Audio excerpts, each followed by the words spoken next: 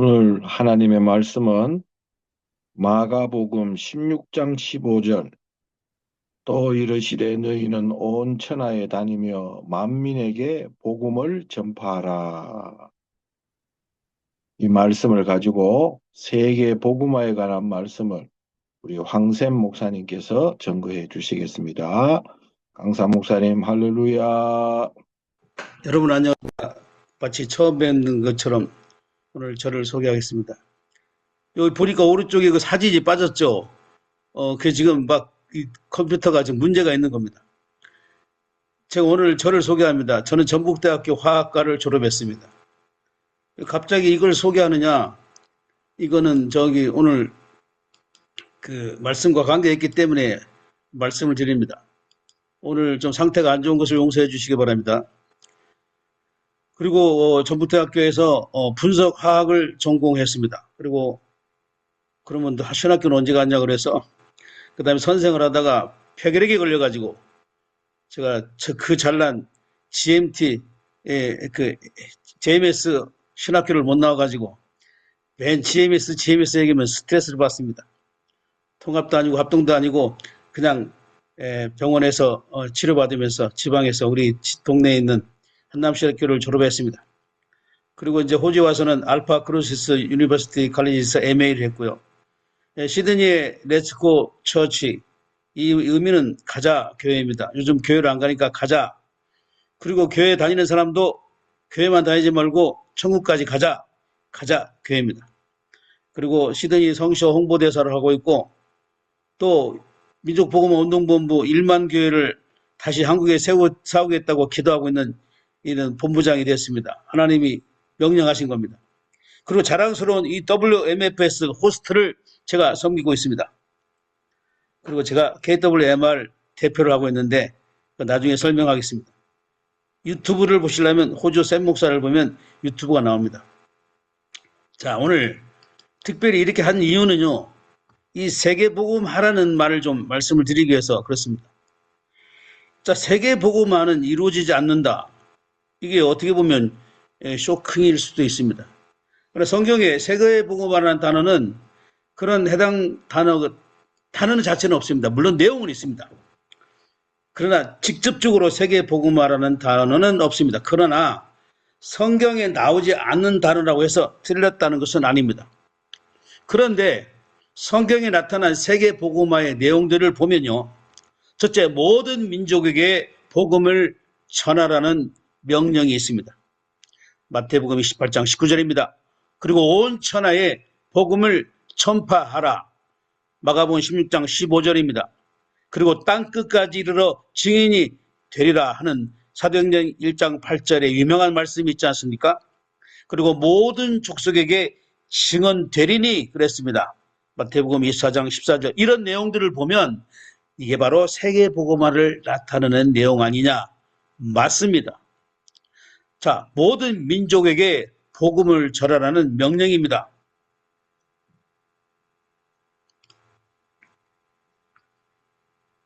예수께서 나와 말씀하여 이르시되 하늘과 땅의 모든 권세를 내게 주셨으니 그러므로 너희는 가서 모든 민족을 제자로 삼아 아버지와 아들과 성령의 이름으로 세례를 베풀고 내가 너희에게 분부한 모든 것을 가르쳐 지키게 하라.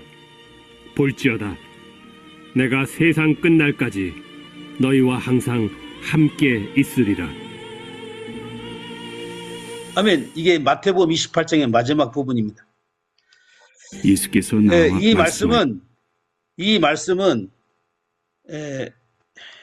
예수께서 나와 말씀하여 이르시되 이 말씀은 친히 하늘과 땅의 우리가 모든 권세를 지상명령이라고 말하고 있습니다.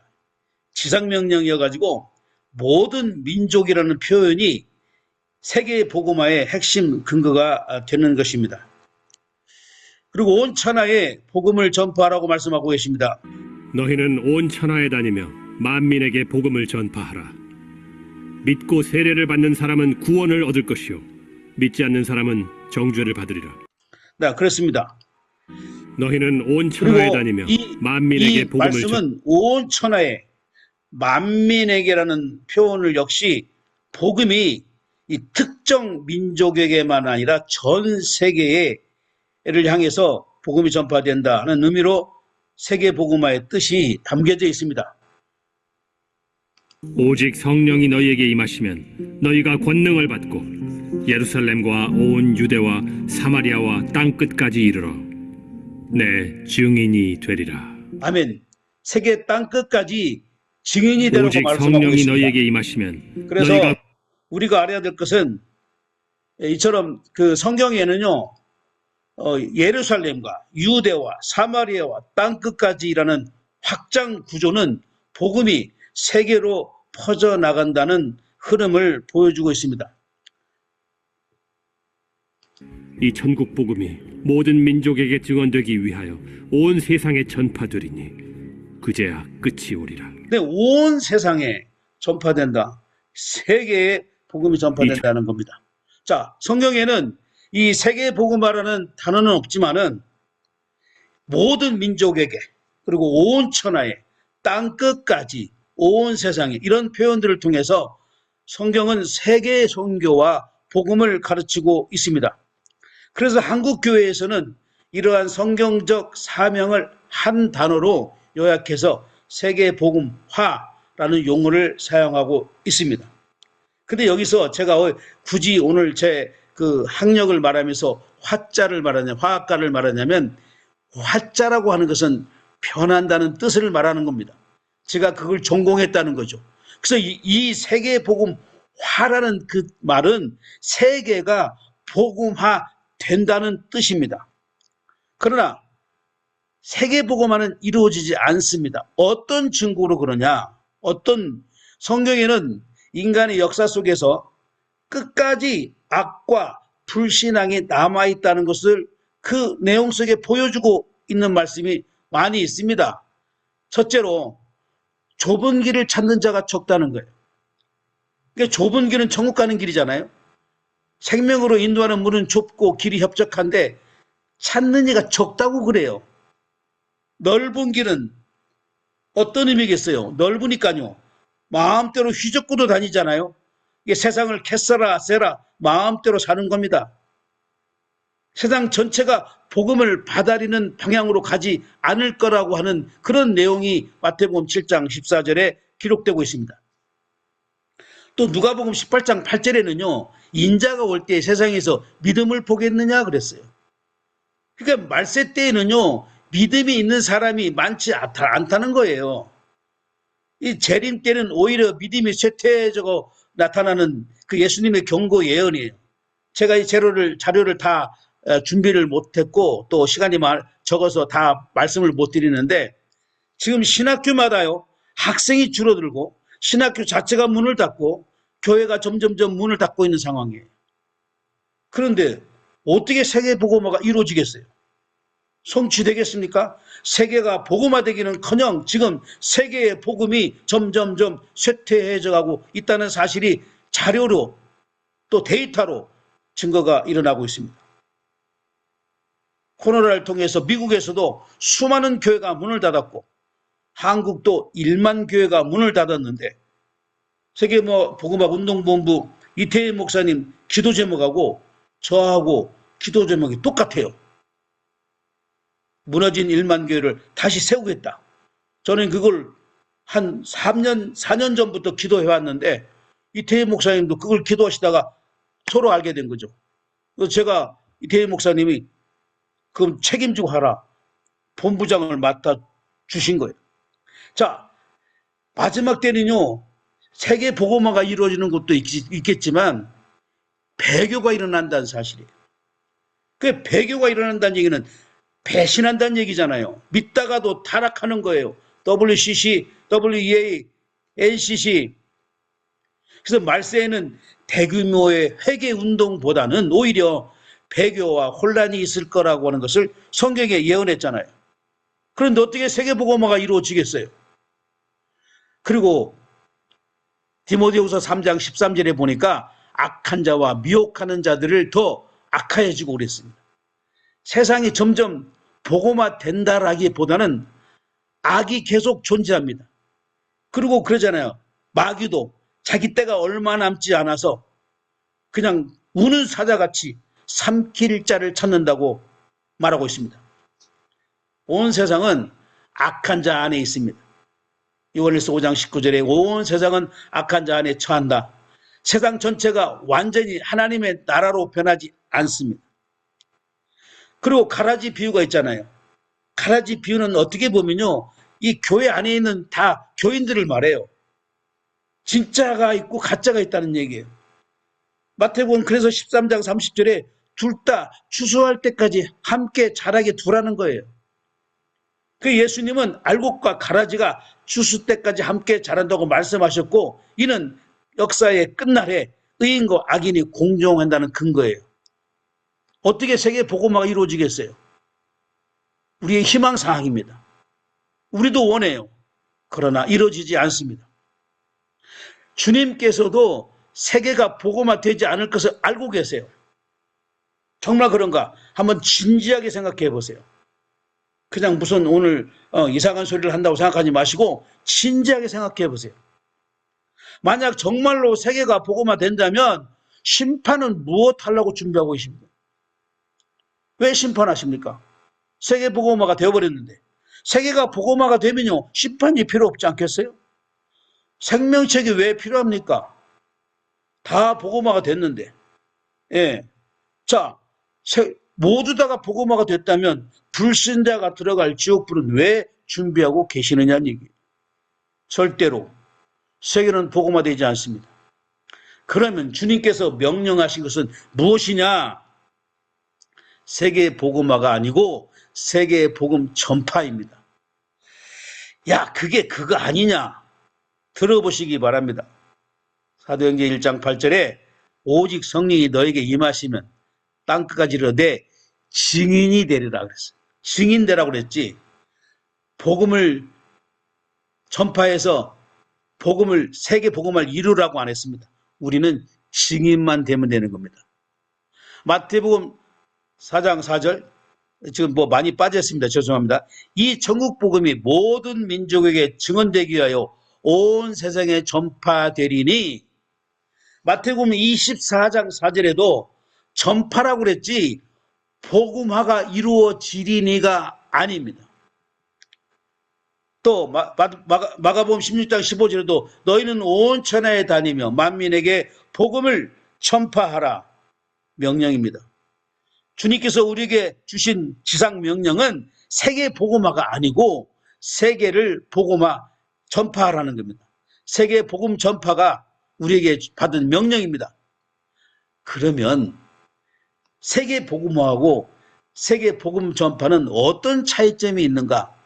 이거를 여러분이 좀 생각해 보시고, 제 말이 다 맞았다는 것도 아니고 다 틀린다는 것도 아닐 겁니다. 결정은 여러분이 하시는 겁니다. 자, 세계 복음화는 지금이 아니고 앞으로 미래에 성취될 우리의 희망사항입니다. 결론이 되지는 않습니다. 희망사항이에요. 희망대로 될 수도 있지만 안 될 수도 있습니다. 그러나 세계 복음 전파는 현재 진행되고 있는 과정입니다. 자, 세계 복음화는 내가 안 해도 됩니다. 왜? 아니, 김호동 목사님이 세계 복음화를 다 끝내버렸으면 나는 안 해도 되는 거잖아요. 자, 이제 군대가 전쟁을 하는데 저 고지를 향해서 진격합니다. 1사단, 2사단, 5사단이 다 진격하는데 목표 저 고지를 점령하라. 그런데 3사단이 그걸 점령했대요. 그러면 나머지 사단은 더 이상 점령할 필요가 없잖아요. 그렇지 않습니까? 예. 그래서 세계복음화는 내가 안 해도 돼요. 다른 사람이 해도 목표가 그게 목표라면 이루어지잖아요. 그런데요, 이 세계 복음 전파는 반드시 내가 해야 돼요. 자, 제가 이게 줌에서이기 때문에 이렇게 말씀을 드리지만, 제가 만약에 이 교회에 강단에서 설교를 한다고 했을 때 저는 그렇게 예화를 두고 싶어요. 여러분, 저 누구 강사님한테 물 한 잔 갖다 주세요. 그러면 교인이 10명 앉아 있다고요? 한 사람만 물을 갖다 주면 끝나는 거예요. 그 100명이 전부 다 저한테 물을 갖다 줄 필요가 없잖아요. 왜? 물 한 잔 갖다 주세요. 그러니까 한 분이 물을 갖고 왔어요. 그러면 성취된 거예요. 그럼 다른 사람이 안 해도 돼요. 이게 세계복음화예요. 누가 세계복음화를 이뤘다. 그럼 내가 안 해도 이루어졌잖아요. 그러나 만약에 교회에서 여러분 지금 대통령 각하보다 더 귀하신 주의 종이 들어오십니다. 우리가 대통령보다 더 귀하지 않습니까? 하나님의 대사인데. 자, 오늘 말씀을 전하실 텐데 전부 다 한 분도 빠짐없이 스마트폰 소리를 꺼주시기 바랍니다. 그럼 어떻게 해야 되겠어요? 다 꺼야 돼요. 다 꺼야 됩니다. 그런 것처럼 이 세계복음화는 내가 안 해도 되지만 세계복음 전파는 꼭 내가 해야만 하는 거예요. 여기에 이런 차이점이 있더라는 거죠. 자, 그래서 우리가 전도로 나가잖아요. 이 현장 전도 나가가지고 나는 10명 전도했다, 뭐 30명 전도했다. 그래요. 우리 이제 목표를 세웁시다. 자, 우리 교회들 나가서 종로에 가서 오늘 30명만 영접시킵니다 했는데 1구역, 5구역까지 갔는데 1구역 사람들이 30명을 다 영접시켜버렸어요. 그럼 뭐예요? 오늘 30명이 목표인데 그 목표 이뤘잖아요. 그럼 나머지 구역은요 놀아도 돼요. 그게 세계복음화라는 말이에요. 그런데 그게 아니에요. 하나님이 원하시는 거는요 그 몇 명을 전도했냐를 보시는 게 아니고 오늘 현장에 나가서 한 명을 전도하든 한 명을 전도하지 못하든 나가서 복음을 전파했느냐 안 했느냐 그걸 보시겠다는 거예요. 그래서